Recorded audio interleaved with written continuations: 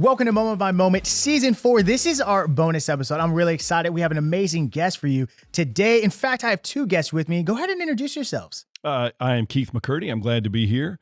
And I'll give you a little bio information from Roanoke, Virginia. Okay, shout out to Virginia. Yeah, I've been in the mental health field for about 35 years, run a mental health clinic in Roanoke, Virginia. Okay. I'm a licensed professional counselor and marriage and family therapist, and I consult a lot nationally with churches and schools and work a lot with collegiate and professional athletes, and that's love awesome. We're glad to have you, Keith, all the way from Virginia, my home state. So I'm loving that. I'm supposed to follow that? Yeah. Like all of those. Okay. Well, I'm Isai and I lead worship at Oak Hills Church. Let's go. So that's awesome. Hey, listen, we're glad you're here, Isai. Well, listen, we're so glad for all of you guys joining us week in and week out. Please continue to share the stream, share the videos with your friends and your family. If you guys are just listening to us on our Spotify, Apple, wherever you guys find your podcast, thank you. Just to let you know, we do have a YouTube channel where you guys can find the video as well if that's something you're interested in. And man, I'm glad to jump into this. Yeah. So today, Isai and I both have young kids. You are an expert in family, you're an expert in marriage, but you're also an expert in parenting. And so kind of want to dig into some of that parenting. Absolutely. I'm so excited. just off the top, all right, we want to know, what is some advice you'd give yourself back when you first had your first child? What is some advice you'd give yourself? Can I ask, how old are your kids now? Yeah. Oh, yeah. I have a daughter named Sarah who's 26, a son named David who's 22. Okay. Yeah. So we're on the early end of you're that. on the other end. So if you can rewind time, you find yourself, first kid, what is some advice you'd give yourself? Yeah. That actually is pretty easy. Relax. Most things are not a big deal. It's amazing how so many young parents, myself included, my wife included, when you have young kids, we're brand new at this. Right. And we think everything will kill them. I mean, I hate to say it, but that is the fear when you really get down to it. We think every single thing is a life and death moment with our children. And the reality is God built them pretty durable. And there's so much that happens early in childhood that is messy and that will totally freak a parent out. Just relax. Most things are not a big deal. That's a lesson I learned early through several things in the lives of my children. And it makes your parenting full of grace. Yeah. When you can learn to relax. It's interesting that you say that. I mean, so another question follow up to that is when you had your second kid. So I've heard a lot of people say this. I don't know if people told you this. When you have your second kid, that's when you're like, you care less about all the small things. So when you had your second kid, like, was it like, you know what? We already went through all the freak out stuff. I'm way more lax just because we already been through it. Is that true? Well, or are you still worried? That's not our history. It's funny. We had freak out moments with my daughter. She's the oldest, 4 years older, but my son was actually born a couple months early. Okay. And so we had to go through a very difficult pregnancy, wife being on bed rest for a month, being in the hospital for several weeks before the birth. Wow. And so it created a beautiful, hard, crazy experience of being, in a way, a single dad for a while of my daughter, but then being fearful of what we didn't know would go on with a child that was born a couple months early. Yeah. So I'm not sure that we looked at the second one as, man, this is easy. Right. Because it had its own challenges as well. But I will tell you that going through the process of really engaging, being intentional in how we pursue life with our kids, that gets us to a point where we can relax. We really embrace it rather than operating ultimately out of fear. Parents that operate out of fear for any number of reasons never really get free to parent and enjoy the process with their kids. Yeah, I'm curious how you navigated that, because my daughter was born with meconium aspiration syndrome. And so she was born, couldn't breathe. Like immediately the moment that we had, and my wife and I have actually talked about this as if, she's done therapy and we're working through some of those things of like the fear of that moment being taken away from you as well. Like you have this idea of, we're going to hold our daughter for the first time. It's going to be beautiful. We're going to have the pictures and and it's just stripped away. And your daughter's in the NICU for, 5 days. And it's like, it's just it kind of puts you on this trajectory of fear as a parent of. It does. It really kind of just out the gate tells you, hey, you have no control over what's going to happen. Right. And it kind of sets that tone. So how did you navigate that? I mean, I know it's your second child, but how long was he in the hospital? What did that look like? Yeah, he was in the hospital for several weeks. It may have been up to a month. I forget, but it was a long time.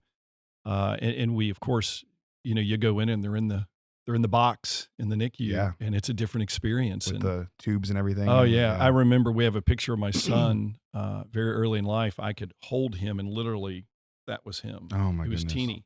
And now he's 6'6", 200 pounds. So he's you wouldn't know it. Yeah, you wouldn't know it. Wow. It's like, what did you feed him? Yeah. But exactly to your point, what we experienced and wrestled with, and I think how God grew us, we didn't know in the moment that's what's happening, was we really are not in control. And as scary as that is, it frees us from trying to control everything. And it makes you refocus and say, all right, if I know I'm really not in control in this moment, Right. then what is God calling me to do? Wow. And the two things that jump out at me when I look back at that time that are huge, huge blessings that I never could have in the moment imagined. Number one, it connected me with my daughter in a way that I think many fathers don't get, because my wife was unavailable for a period of time. And it was my daughter and me. And now we had family, Right. but I'd go to bed with my daughter. We'd get up in the morning. We'd do morning routine when she was, 3 years old. And my parents or my wife's parents would come by and be with her, pick her up. I'd go to work. I'd come back home. I'm with my daughter. I'd come home after work. I'm with my daughter. I mean, it's a type of constant companionship that there's no way I would have gotten any other way other than us going through that very difficult thing. So that was an unbelievable blessing to realize that in that moment, how God used it was he was teaching me to lean into my daughter. Yeah. And then the second is I learned just to be present for my wife, because with what she was going through, in a hospital bed with an amniotic rupture or leak or whatever they call it, basically her job was to sit still. That's hard. Yeah. And just to be present for my wife, to figure out how can I love her. And those two things, when I look back, are absolutely ways God used it. But I had to be able to acknowledge, and it was easy in that situation that you're in, or that you were in, we're not in control. We absolutely are not. And we can either stay in fear or we can pivot and say, all right, God, what do you want me to do? Right. And the great thing about that is God always has an answer. And it's not always the one we expect. Right. So I guess that's what I would say. That's good. I'm really curious. You mentioned your wife. How did you?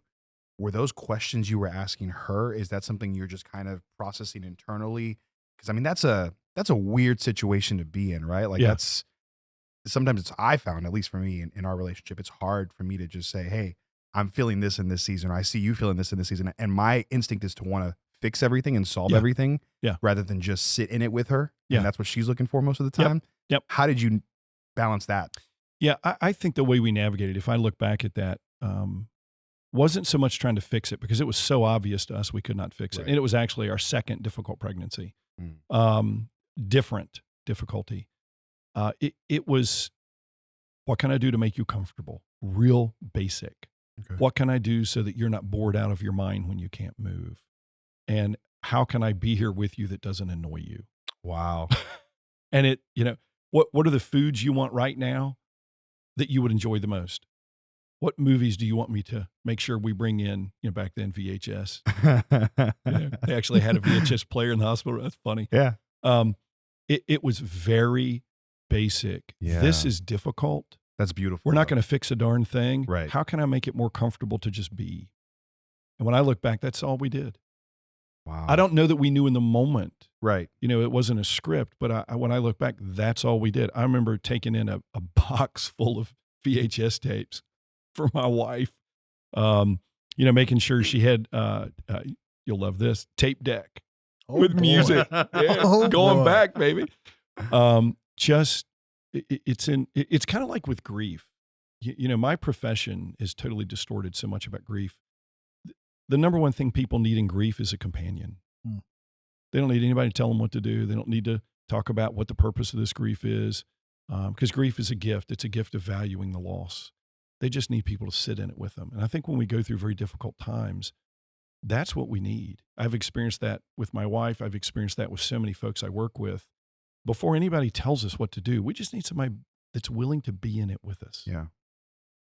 I feel really convicted as you say that, because I think sometimes as a believer, there's this tendency to automatically go to like, well, God has a plan and he's got to spiritualize and spiritualize it. And he does. We know he's in control, but I'm not great at sitting in it. Like I want to find the purpose in it and find what's God doing in it. You know what I'm saying? Just to kind of give some meaning to the pain. Well, even That's when you hard. think about the way that we were created for community, right? I mean, you think about even the way that Adam and Eve was formed, and it wasn't strictly only solely for marriage because not everybody's called for marriage. So it Right. was that companionship. There's something Right. deeper there. So Yeah. that when you go through it, see what Ecclesiastes talks about in chapter 5 about when somebody falls down, it's better for him to have a friend to help him up. I mean, there's so many intricacies to that, Right. but the way that you broke it down of those simplistic things you can just say, Yeah. what can I do right now in this moment? Right. Yeah. It doesn't have to be super spiritual. And Right. if you're listening right now, I just want you to understand that simple concept of what can I do right now in this moment? It doesn't have to be some vast, big, organized thing. It's just, what movie do you want to watch right now?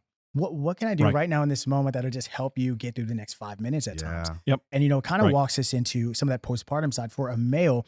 I haven't heard it, described, preached about, spoken about, from a male's perspective of how do you love on a wife who's first kid, second kid, third kid, doesn't matter, right? Because postpartum is very severe and can be very serious. Absolutely. And so, I'm walking through with some of my friends, and even my wife, I'm gonna be transparent, has battled with some of those postpartum Yeah. things, and Yeah. that depression side of it, that anxiety side of it, even some of those sides of like going to the extreme. I was recently listening to a podcast, and a lady was basically talking about some of those like in your mind, you have thoughts that are so Mhm. extreme, and like, yo, I can't tell anybody this. Like, I'm freaking Yeah. out about Mhm. something severe happening, of somebody kidnapping my kid, and what would I Mhm. do in those scenarios? And your mind goes to those places, but there's not a lot of talk about that. So in your experience, how would you kind of advise a young dad in that scenario? Yeah, you're right. There's not a lot of that talked about, and I deal with a lot of that. I deal with a lot of that both with women that are in postpartum or husbands that don't recognize their wives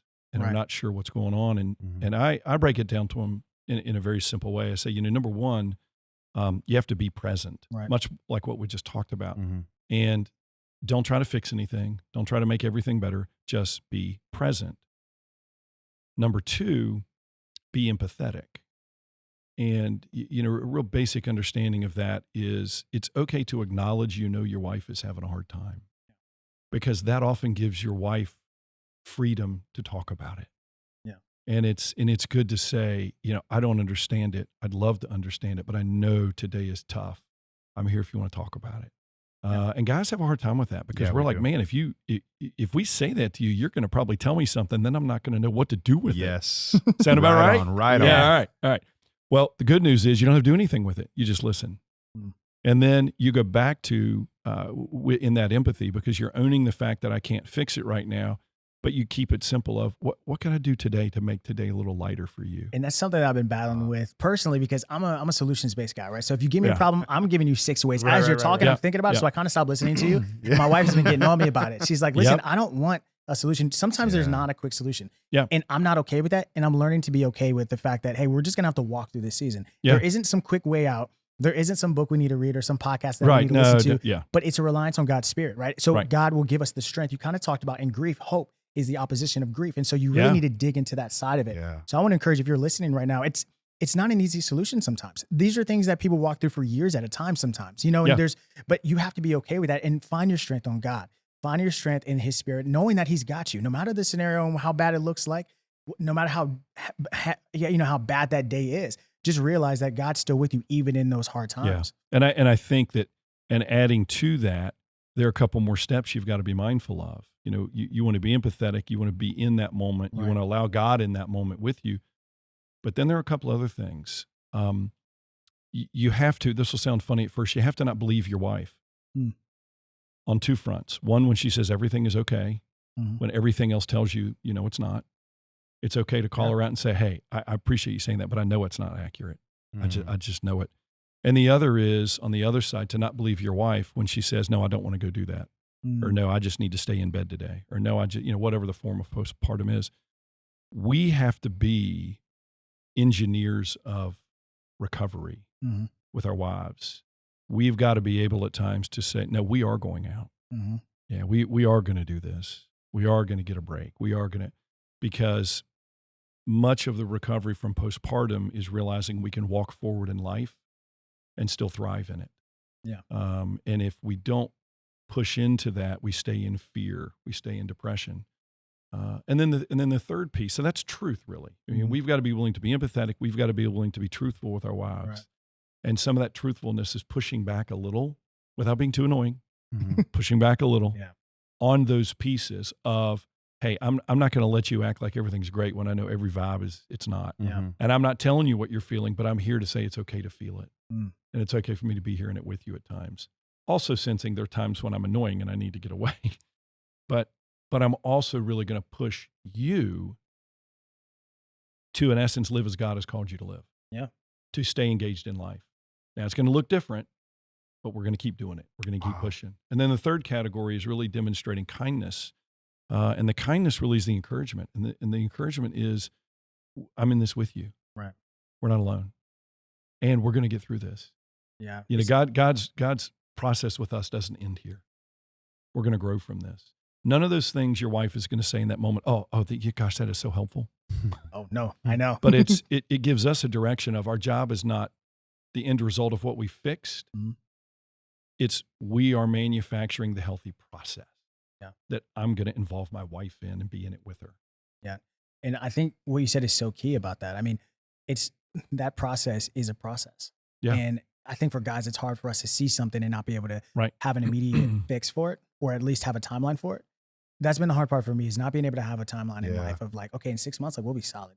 Yeah. You know, or in 3 months, if I do this, X, Y, Z, then this will be the equation. And it doesn't work that way. And being able to say, yes, we're going to do this. Right. I mean, that happened the other day of like, no, we're going to go out. Like, we're going to do this and we're going to be all right. We're going to be fine. And, and so kind of stepping into, it's been different for me just because you know, as a guy, like I'm not in tap with my emotional side as much. Sure. And so I've been having to like dig a little deeper and be like, okay, to your point of like, no, you're not fine. Like, and that's okay. And let's work through that. Let's sit in this moment and not be fine. Knowing that God still got us, but you know, sometimes, you know, sometimes it's not time for that side of it. You know what I'm saying? Sometimes it's just, let's sit in it. Yeah. It's not, let me find this verse or, you know, and I've had to learn that because I like to be, I'm like, hey, you know what God is telling us? I don't want to hear, you know, and so wrestling with that and being okay with that and sitting in that pain, and being that companion is so key. Well, and go ahead. No, go ahead. Well, and I see a lot of guys sometimes miss a key part with this when there's postpartum that lingers, is we go on with life. Yeah. Mm-hmm. And we have to realize, wait a minute, our marriage, God calls us into a union of one. That comes before our other interests and activities. Wow. And there are times when we have to, you know, it may be I'll pick on golf. I don't mean to pick on golf. It may be that our wife has always been okay with us going and playing golf with friends on Saturday morning. Well, it may not be okay for us to do that for a season or two. Right.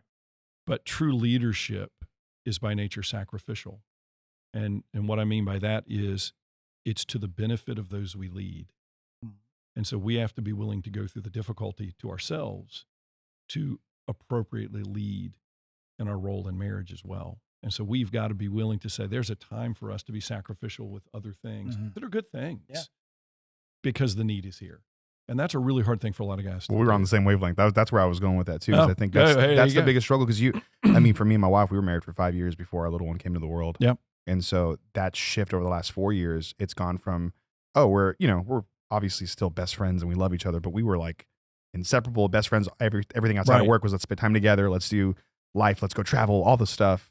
And then you have a kid and it's like, all right, I'm taking her to school today and then I'm gonna go to work and then you're gonna go to work and then I'll meet you back here and I get home at 7 and it's just like, and then it's bedtime routine and then by that time I'm exhausted. And so it's kind of hard to keep up that same level of enthusiasm that you had in those first 5 years where it's like, it's just us and life is great. Like the other day, I think it was like on a Friday, we were just relaxing at the house because the little one was at school and we're like, we used to do this all the time. Like that's a crazy concept that we used to just lay in bed. This is awesome. Yeah, this is great. What happened to us? And so for you, I know you've gone through the different phases of childhood and how has that played out as you look back on all those years? Yeah, I'll speak to that both in my own marriage, but also what walks in my office every day are especially young parents. Both you guys fall into that. Yeah.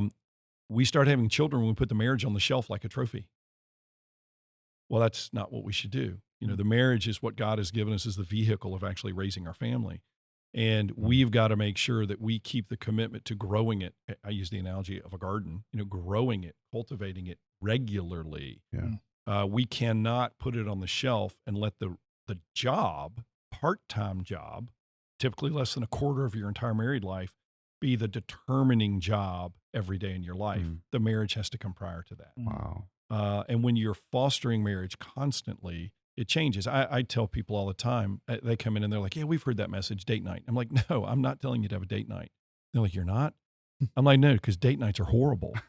And they're like, why are date nights horrible? We read it in all kinds of books. I'm like, how do you typically feel at night when you're raising a young child? Worn out. Done. Dead tired. Why on earth would you want to go out and try to entertain one another? You're giving each other your absolute worst. Try to be young again. Yeah, no. I tell my wife, we're like, it's 7 o'clock. Time to put on pajamas. Right. Yeah. No, I tell couples, be strategic. The best dates for young couples with young children are Saturday mornings. Saturday mornings. Mhm. So good. You start the day at your best. Yeah. And it's easier to find childcare on Saturday mornings Yeah. Mm. because most people aren't doing anything on Saturday morning. That changes your perspective because you're saying, man, this is so important. We're scheduling at a time when we know we're going to be our best rather than we heard this is important. So we're cramming it in At the wherever end of we the day. can. Yep. Right. When it's horrible. So good. And then So all you helpful. talk about is how painful the day Exactly. was. It's like, man, oh, this is great. Let's do it again next Thursday. No, we're going to go around Saturday morning, and I tell people 2 rules. You're not allowed to talk about any issue in the home or with each other, and you're not allowed to talk about your children. What the heck were we What are we talking gonna about? talk about? Yeah, that's the creative part. You got to challenge yourself. And they say, well, we don't know what to talk about. I said, great, then make Saturday mornings an adventure. Like what? Go on a hike. Yeah. Go on a bike ride. Do something else. Do Yeah. what you used to do. Right. Just have fun. Yeah. Yeah. Yeah. It's interesting. So good. So I want to talk to the parents who don't have childcare, right? Oh, yeah. So Okay. me and my wife, we moved here from Virginia, or hitting 2 years in February. So being in a new state, new city, I'm gonna be real, we don't trust people, and I think that's a lot of young, especially first kid, right? Second, maybe, we want to have 6. So maybe by the 6, I'm like, nah, just take them, bro. Just leave them on the bus. But no, the reality is we don't have anybody to do that with. So, but we have been doing the Saturday morning thing. So I read this thing and it was called do an ABC thing all the way through, right? Go through the alphabet and do a different date for the letter. So we've been trying to do different things like that. Yeah. We go to different coffee shops. So Saturday morning is our prime time. That's awesome. And my baby's 7-month-old. So she's not like running around. Like it's actually kind of easy at this phase. It is. So she starts screaming because she needs attention, right? I mean, that's just her thing. She's like laughing while she's screaming and everybody's looking at us. And I'm like, we are getting to a point where we have to focus on having fun again, to your point. Cause it's like everything's surrounding baby girl. We love her obviously, but it's like we do for our sanity and for my wife's sanity, really, because I go to work and she stays at home with baby girl. So she doesn't have breaks. Right. We don't have family here. We don't have anybody to hand it off. So she's on go all the time. Yeah. So I just want to speak to the parents who don't have that person to hand off. Make those moments worth it. And then also come home and it's game time for you. When I first had baby girl, I thought I could go play basketball. You're talking about golf. Like I would play basketball 3 times a week before baby girl came. You're on duty, man. You know what I mean? And my wife was a flight attendant. So she's taking trips and we're traveling. And so our life did a huge 180. Yeah. And I wasn't mentally prepared to like give up because, it feels like giving up, but I'm not giving up. I'm gaining.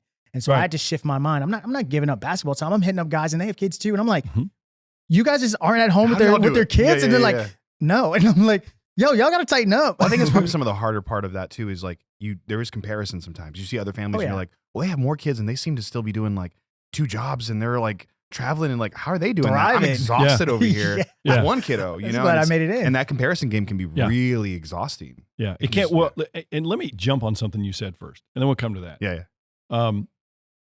It is, so to your point about we don't always have childcare, 2 things to that. Number one, when our children are really young, they're very mobile because they can't run away. Yeah. So we have to be creative in saying they're tag-alongs. We're taking them. That life experience for them is wonderful because what it begins ingraining in them before they realize it is I'm adaptable. I go anywhere. Yeah. And so I'm not that particular about anything. And it's amazing the parents that do that, those children grow up a lot more rough and tumble and durable because, my parents took me everywhere. Not because we thought we had to entertain our children, because we didn't have a resource. Right. The second thing, though, is the value of building community of other young parents. Because when you do that, here's what you do. You're like, man, hey, let's look at the calendar. Every other Saturday morning, I'm going to have your kid. Every other Saturday, you're going to have my kid. So you've just now freed up 2 Saturday mornings a month to be free of your kid with somebody you trust because you built community. Yeah. That's good. And so you end up partnering with other young parents that may not have other resources. Yeah, no, you're right. It's the value of community. But then the other thing I want to mention is moms that I know and have known cannot turn off momdar Mm-hmm. in their own home. Mm-hmm. So it's vital to make sure you give your wife time to get out on her own and time with you out. Mm-hmm. The notion of, we're just going to have dates in the house. She ain't going to turn it off. Right. Dads can turn it off. We can walk in the next room and turn it off. We can change the channel and turn it off. A woman cannot. It's part of how God has made the connection between a mom and a child. I mean, 100%. They carried this child to birth. There's a connection we fully don't understand, but it's definitely a different connection than that with fathers. I agree.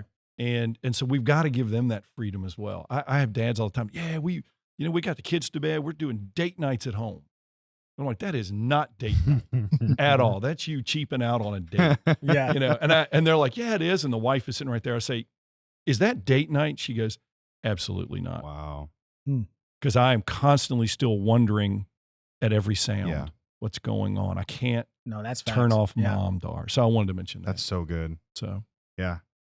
I mean, for us, so funny you mentioned that. So I realized that early on, she doesn't get a break when we're at the house, to your point, right? So not at all. Even when baby girl goes to sleep, we have the camera monitor on. I'm trying to watch the game, we're talking and stuff. So what we started doing is, Target is that's her happy place, right? I don't know about your wives, but like Target, for some reason. Are you married to an introvert or an extrovert? I'm just introvert. Okay, so my wife's an introvert. Yeah, she's an introvert as well. And I'm an extreme extrovert. Same. So when I go out, like I get fueled by people, and she's like, ugh. Yes. Right. So when she goes out and she'll go to Target, she'll get some coffees, she'll go to Chick-fil-A. That's her happy place too. Yep. And my budget says it's her happy place. So, but that is something that we started doing. And it's been very beneficial for us. Yeah. So if you guys don't have, because it's a very niche place we're in, I think. It is. I think most people have some type of support, some type of friends that will, they could drop the kids off, but, determined on their age. But like if you're listening, you don't have anybody, let your wife go out by herself. My wife will turn the music all the way up. I'm sure my neighbors love it. She'll just play the music, and just go out, de-stress, decompress, go to Target, look at all the moms with their kids and laugh at them, be like, oh, they're so stressed out. I'm so good. And then come back home.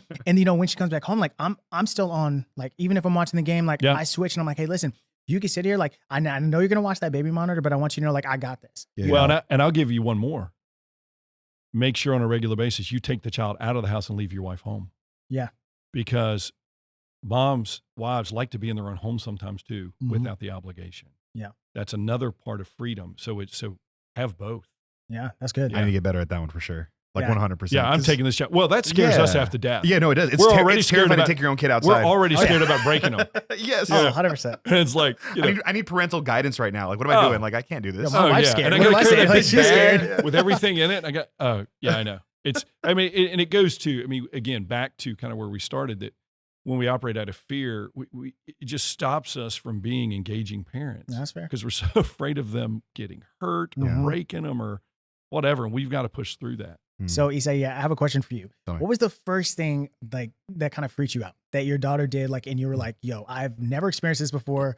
I'm losing my mind. So the first one for us was at 14 months, she had a febrile seizure. She had a fever. She was like, I think it was like 102. It wasn't anything crazy. It was just like, okay, she's got a fever.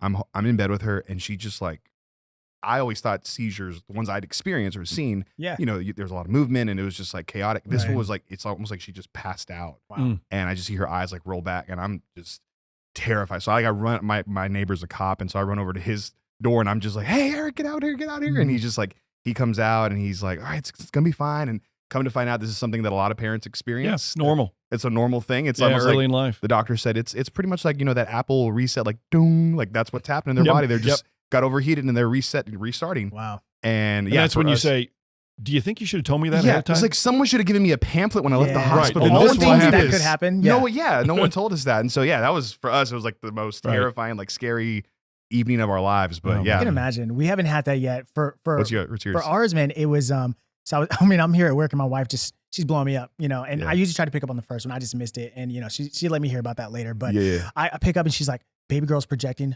vomiting everywhere. And I don't know what to do. And I'm like, I don't know what to do. I'm like, no way. Like, we got to get to the hospital, like call an ambulance. Like, she's not driving. I'm like, okay. Like, I'm like all the way there. And I'm like, all right, I'm leaving right now. And then And then she was like, no, I'm just going to call for an appointment. Like we can get a same day appointment. And so I was like, well, call me as soon as you get the appointment and let me know like what she says. So she calls back and she's like, okay, it's fine. And I'm like, what do you mean it's fine? Like you got a lot to explain right now. Like you told me like there's blood on the walls. Like I don't know what's going on, right? Yeah. And she's like, no, she was just projecting vomiting some milk and it's fine. And we could still, the doctor said we could still go if we want. I'm like, yeah, we need to go if we want. Yeah, exactly. She's like, I don't think we need to. And I'm like, what do you mean you don't think we need to? Like it's going from like a 20 to like, she's like at like a 2. And I'm like, I don't think you're getting the severity of what's happening you here. had no place where to put projectile vomiting in your head. I had never heard of it. To your point, like they didn't give us a manual when we're leaving the hospital, like things to look out for. And I'm like, I didn't know where to place that.